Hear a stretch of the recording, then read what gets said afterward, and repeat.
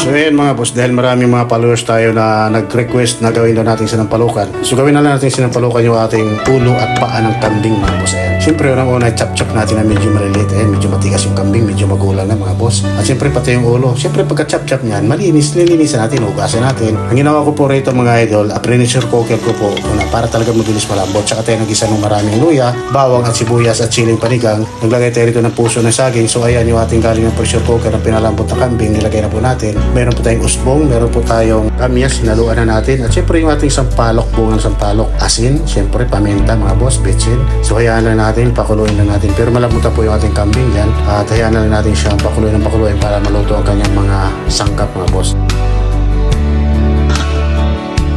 Ayan, nag-addition na tayo rito ng kangkong. Ayan. Siyempre, may mga ilang minuto lang mga boss. So, luto na yan, siyempre, para masarap. Ayan.